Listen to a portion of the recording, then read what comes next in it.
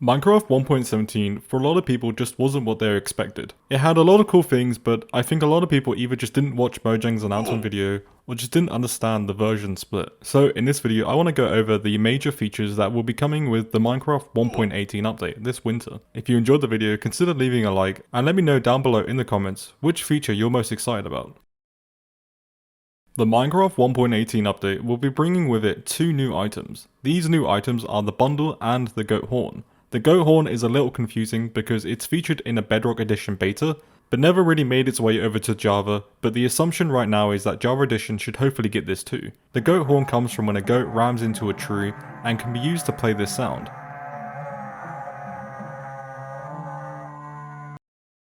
Not much else is known about this item, which will be a recurring theme in this video. The bundle item we'll get into later because it'll make a bit more sense. But first, the Warden spawn egg. Yeah, that's right, in a tweet by King B Dogs, a Mojang developer, we actually got to see that the Warden does indeed have a spawn egg.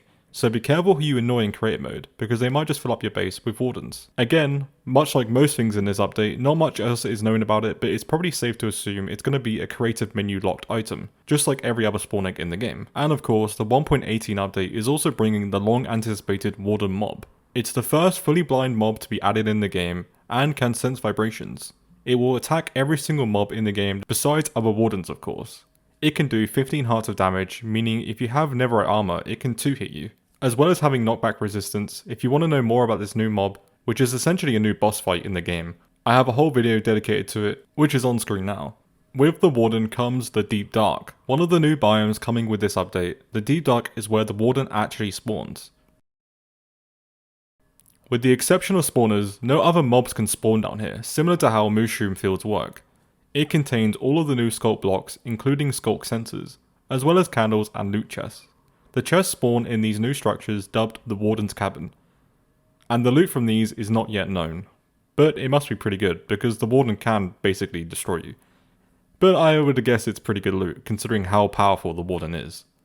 And if you open that chest, that will emit a vibration, which will be detected by the Warden. The Deep Dark biome itself will generate between -Y1 and -Y64, and was referred to by Mojang employees as the deepest depths of the world. The new blocks are very skulky. First off, we have the new sculk block. This, as well as many other sculk blocks, will generate within the Deep Dark. It has an animated texture and may possibly have a redstone use. The sculk trap may also be used in redstone, and it has a slightly different variation on its texture. Not much is known about this item yet, or should I say block. The sculk chute, this block glows but doesn't actually emit any light, kinda how the glow squid works, and is made out of a bone-like material. And finally, sculk veins. This is very similar to the new lichen block, lichen? I get a lot of slack for that word, whatever one's correct. And of course the sculk sensor. The sculk sensor is probably the biggest update that Redstone has gotten in a very long time. The idea is that the sculk sensor will sit and detect vibrations, and once detected will emit a redstone signal. The power of which will be dictated by what actually triggered it. What makes that so powerful is that you can now assign player, mob and block logic to redstone. Say for example, a player eating triggers a vibration level of 7.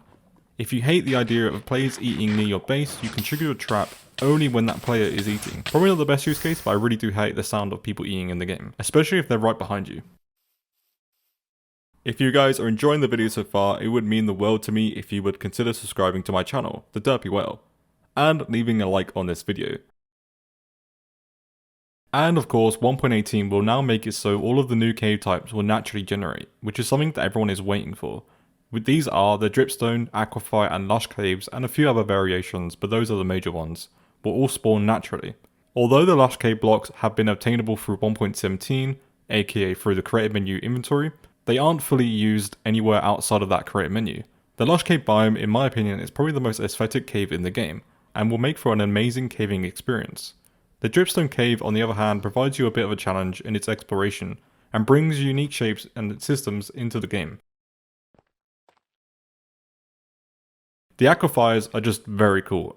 I've used the official Mojang data pack, which lets you bring it into 1.17, and me and my friends have actually kind of had a survival world using these new Aquafires, and they are amazing. The challenge they bring through just swimming around through them and using the magma blocks as your air source, very fun, and we've actually managed to pick up a couple axolotls on the way. By far, a huge improvement, and I cannot wait for this update. All these new items and blocks being added into the game is a good thing, but inventory management now becomes harder.